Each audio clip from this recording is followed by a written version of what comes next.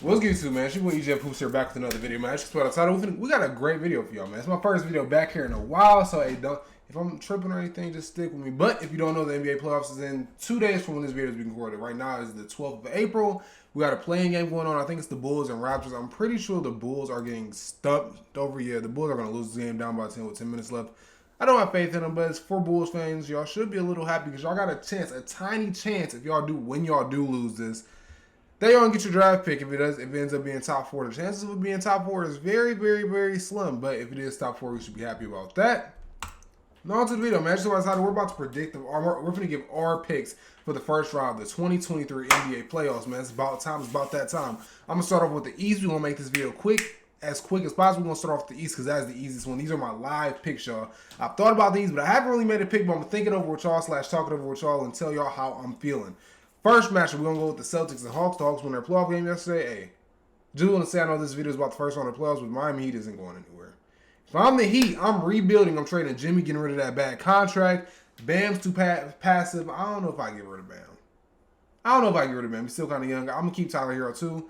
Besides that, Hawks versus Celtics, I'm going to easily go Celtics in 5. I'm going to say the Hawks get one game out of the series. The Hawks are going to get one game.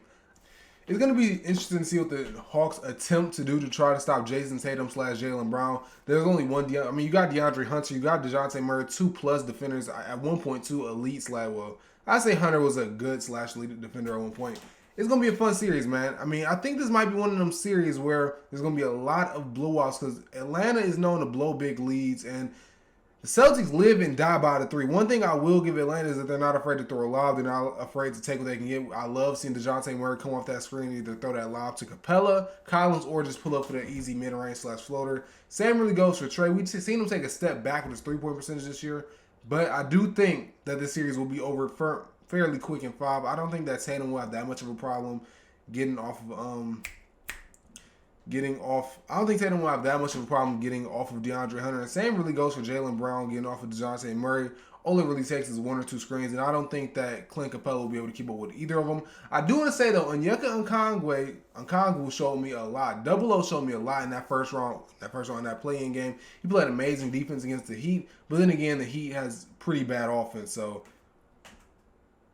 yeah. So I'm going to go with the Celtics in 5 easily. Again, we're going with the East first because this is things I can just knock down quick. The Sixers versus Nets. The Sixers is winning this in 5. I think that will get one Spencer Dinwiddie game, one Mikal Bridges game. I know that Embiid is probably going to dominate, and I mean probably annihilate Nicholas Claxton, whoever they try and throw at him. On James Harden, I think we saw this last season with us being worried. I mean, Joel Embiid was injured had like 2 or 3 different injuries last year against the Raptors. Up 0-3. Raptors won back-to-back games. We was all worrying because they're going to be the first team to blow a 3-0 lead in NBA history. Didn't happen. A lot of question marks for Harden, but I do think that this may be one of them series where James Harden shows his ass off, hoops his ass off, before next round, he chokes. I am a firm believer that James Harden is going to do what he does every year, but that's a video for another day. Matter of fact, I'm going to post a video on that tomorrow. I'm going to probably give my entire playoff predictions tomorrow. It's too far, but it's just for fun. Who cares if I'm right or wrong? So just hit that subscribe button if you want to see that. Back to the series. I'm going to go Sixers in 5. I'm going to think the Nets get one game, but the Sixers did sweep them this season. The Sixers swept them when they had KD, swept when they had Kyrie, and they beat them after the trade. So I don't expect nothing here. The next series, this is supposed to be the best series in the East. The New York Knicks versus Cleveland Cavaliers. And I honestly want to say that the Cavs is going to win this one in 6 or 5. 5 maybe. 5. I'm not going to disrespect the Knicks and say 4. I'm going to say 5 or 6. We did see the Knicks a couple weeks ago beat the Cavaliers without Julius Randle. I'm going to say that was an anomaly unless Jalen Brunson can go for 35 plus every game of the series. The one thing I am worried about Cleveland is their perimeter defense. Not saying Donovan Mitchell was a con because he's not. He's played great defense for his standards, and Darius Garland can only do so much with what he is. He tries. Not a plus, not a minus defender in my opinion, at least. That's the only way, and I mean that is the only way that the Knicks is coming out of this series alive or winning or even pushing it to 6 or 7 if you ask me. Emmanuel Quickley has been balling. Jalen Brunson has been balling. If those two can give me 25 plus a night in this series, on top of whatever I'm going to get from Julius Randle, who's going to have a pretty hard time against Evan Mobley. A lot of them votes not been leaked, but a lot of the people that has been confirming their DPOY votes, I've been seeing Evan Mobley's name thrown out there a bit. The last time I checked, I think Jaren Jackson had 5, Brook Lopez had 4, and Evan Mobley had 4. So Evan Mobley is going to definitely give Julius Randle some problems in this series. Don't forget Jarrett Allen. Don't forget Jarrett Allen's going to be under that hoop 24/7. Mitchell Robinson ain't going to do nothing but get in foul trouble anyways. But yeah, I think that this series is going to be over relatively quick. If you want to call it 6 quick, you can call it 6. But I wouldn't be surprised if it ended in 4 or 5. But even if it does end in 4 or 5, Cleveland's not going to get out of this with some scratches on them. This New York team is well coached by Thibs, and it's going to be a fun series. Now, I do have to 1 AC. Now, I'm not going to cover this a lot because, again, we don't even know. I don't even know at this moment in time who the 1 AC is going to go against. But if you ask me, the Bucks is going to destroy wherever they play. Whether they play the Raptors, the Bulls, or the Heat, they're going to destroy them. We saw them sweep the Bulls, 2 years ago? Even though the Bulls made the Eastern Conference Finals last year, I'm not buying it. They're going to get their ass whooped by the Bucks. Bulls, we saw them lose last year to just Giannis 4-1. And this Raptors team is going to get annihilated. Jakob Poeltl is not stopping Giannis. Pascal is not stopping Giannis. Scotty Barnes is not stopping Giannis. Precious Achiuwa is not stopping Giannis. So I'm going to go Bucks in 4 against whoever, any of those teams. 5 max, and I'm being nice against any of those teams. Now it's time to go to the fun part, man. This is the fun part of it. We're going to go to the Western Conference. Again, these are my live thoughts, processes, and reactions. That East was pretty quick. We're going to go to the West now. Again, it's 1 and 8 seed. Again, I don't know the 8 seed for the West either, obviously. But I think that the Nuggets is going to make quick business in 4 against whoever they go against. And I know they're going to take it serious because they got to go against either the Suns or Clippers next round. And just for the purpose that if it's maybe the Suns, trust me, you're going to want to rest Jokic, MPJ, and Jamal as much as possible because them boys is coming. The Suns or Clippers. I don't know who I'm picking yet until I get to that bracket. But while I'm sitting here, the Nuggets is beating the Pelicans, Thunder, or Timberwolves in 4. If the Timberwolves go against the Denver Nuggets, the Nuggets are sweeping them. No question. Especially with Jaden McDaniels out, they're done. Even with Jaden, they're probably going to sneak 1 game max, and I'm being extremely nice. I'm talking about Christmas morning nice. But the Nuggets are sweeping the Pelicans, Thunder, or Timberwolves, no question. The next series, I think I'm going to skip the Suns. I'm going to go Suns and Clippers. I'm not going to skip it. We're going to go in line. Suns and Clippers, man. Now, this is going to be hard for me because the Clippers have been looking nice as of late. They always look great against the Lakers. That's the last game I have in my mind. And the game after that, I believe they rested the rest of their starters for the rest of the season. But assuming Paul George comes back by game 2/game 3, I believe that this series will be going 6.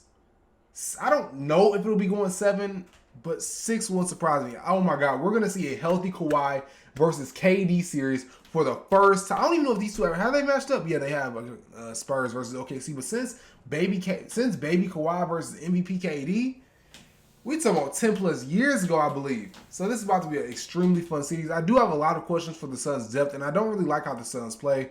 They're very jump shot oriented. They get to the free throw line the least in the league, and they also drop to the basket the least in the league. So it makes sense. And the Clippers, they're all wishy washy. I know Kawhi's gonna show up playoff time. Oh my God, playoff Kawhi is really about to be here. We got questions about playoff P, Paul George. We don't know how this Russell Westbrook versus Chris Paul time go. I think they're both negatives. Chris Paul isn't what he used to be, and even though he did have a game where I think he made like 6 threes, that's a good sign. But we saw what he did last year in the playoffs. I'm not buying it. He still is 37, turning 38 really soon, or 38 turning 30 now really soon. How old is Chris Paul? Anyways, so we got the Chris Paul Westbrook matchup. I think Westbrook will win that matchup 9 times out of 10. But as far as the rest goes, it's question marks. KD versus Kawhi, even if those two is intertwined. We're going to have Devin Booker versus the injured or coming off an injury Paul George. I'm going to have to take Tatum in that. DeAndre Ayton is a question mark. He is. And I know this isn't a game of 5 starters is better than 4 starters, therefore the 5 starters win. I know it's a team collective game. I'm just going through my head how this is going to work off the bench. The Suns having Terrence Ross. Cam Payne has had some great playoff series in the past. He was shaky last year when they lost to the Mavericks. But we got that. I need a big series out of Norman Powell. No question. I need the Norman Powell that was averaging 20 points a game on like 37% shooting from 3.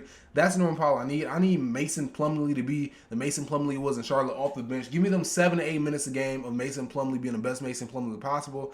I need Bones Highland to not do what he did in Denver and trip about minutes, especially in a time like this. I need Bones Highland to be one of the best backup point guards in the league, especially in this series. Has he been that? No. But hopefully going against Cam Payne and the Suns' questionable bench will be something. Oh my God, the X factor in this series is probably Josh Okogie, and I can't believe I'm saying that, man. I really do believe that is a setting where the Suns and the Clippers is at a stalemate and they're matched. And even if the Suns win the first 2 games while Paul George comes back, I wouldn't be surprised if this series ended up going 7. I really wouldn't. We've seen this Clippers team without even Kawhi Leonard come back from 0-2. So I wouldn't be surprised if they came back from 0-2 with a healthy Paul George, with a healthy Kawhi Leonard, with Russell Westbrook trying to prove the world wrong. But oh my God, I have to make a selection. I have to make a choice. If it's a choice I'm making, I am picking. All right, my camera died in the most inconvenient, most tensions part of this video. I'm gonna have to, man. I'm going to go Clippers in this, man. I'm going to go Clippers. I think I'm going to stick with the Clippers. I'm going to go Clippers in 6 or 7. I'm going to go Clippers in 7, man. If I'm wrong about this, I'm wrong about this. I think that this Suns team is going to need more chemistry. I think them not being able to get to the free throw line is really going to hurt them. And I'm going to expect DeAndre Ayton to underperform a little bit. I think there is still some tension there from the last playoff series against the Mavericks. I don't think he's going to get fed. He knows he's going to have to do all this dirty work in the paint, especially trying to stop Kawhi Leonard, Paul George, and Russell Westbrook in the paint. Not going to get fed on the other side. Could lead to frustration. I don't think DeAndre Ayton is going to have the best series, and I don't really expect Josh Okogie to show up. It's pretty bold prediction. I don't got nothing against you, Josh. Don't hate me. The next series is the Golden State Warriors versus the Kings. This series is just as hard to pick who's going to win. We have the best road team versus the worst road team. We have the best home team versus a good home team. We got a terrible defense versus a good offense with a terrible defense and a historic offense with a terrible defense. It is so much to just unwrangle here. And at the end of the day, this series is another series that's going to go 7. It's going to 6. This series is going to go 6. This is another series that's going 6 or 7. And the Warriors might actually lose this. But in the Steve Kerr era, the Golden State Warriors has never, and I mean ever, not won a road game in a series. So with that being said, I'm going to pick the Golden State Warriors in 7 games. I know it kind of sounds iffy. I don't even know when Andrew Wiggins is coming back or if it's been confirmed he's back. If it's confirmed that Andrew Wiggins is back, please leave it in the comment section below. But with the experience that they have over the Kings, I think Sabonis is going to have some pretty big issues dealing with Kevon Looney, dealing with Draymond Green. We saw what Draymond did literally last year to Nikola Jokic, who is now a back-to-back MVP, might be 3-time MVP. It's looking like now with the confirmed vote so far. He's going to give Sabonis some problems, and I also think Kevon Looney is not nothing sweet against the paint when De'Aaron Fox pulls up at him. I think putting Andrew Wiggins on De'Aaron Fox is going to be a real possibility out of the pick and roll, and even if not, it's not like Curry is some type of slouch. All these games are going to go into 120s, 130s, don't get me wrong. I do have some questions for the Warriors on the offensive side of the ball. What is Jordan Poole going to be? I need the Jordan Poole to be what he was last year in the playoffs, last season at that. I need less of the turnovers. I need more consistency off that bench with him. And again, I need to see Andrew Wiggins come back and be the Andrew Wiggins that we saw last year in the postseason, which may be a lot. When Andrew Wiggins was with them this season, I believe they was just under 500. They were 16-17. But again, Curry was out at that time, and a lot of other factors played a part. So I'm going to go Warriors in 7 this series, and this series is going to be extremely fun. If you bet, I'm picking over on all these games. The next series and the last series that we're going to do in this video, the Memphis Grizzlies versus the Los Angeles Lakers. Oh my God, this playoff series, man. This is another one I go back and forth about. I'm not hot on the Grizzlies at all. Since the Grizzlies have started this, since 2 years ago when they went against Utah and they lost 4-1 to Gobe and Donnie, I've never been hot on them. It took them 7 to get rid of the Timberwolves last year, and they only won that series because the Timberwolves was giving games away. And now we see them going against the Lakers, in which I really want the Lakers to lose. I'm not a hater.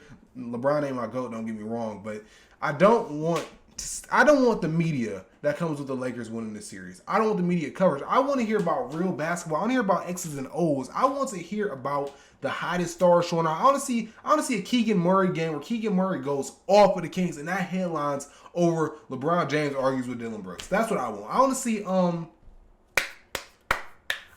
to see let me think. I want to see DeJounte Murray series. I want to see a DeJounte Murray segment when DeJounte drops 35, 8, and 8 against the Celtics and leads the Hawks to a 1 game, even though Trae Young may have underperformed a little bit. I want to see that segment over can AD be more aggressive. That's what I want to see.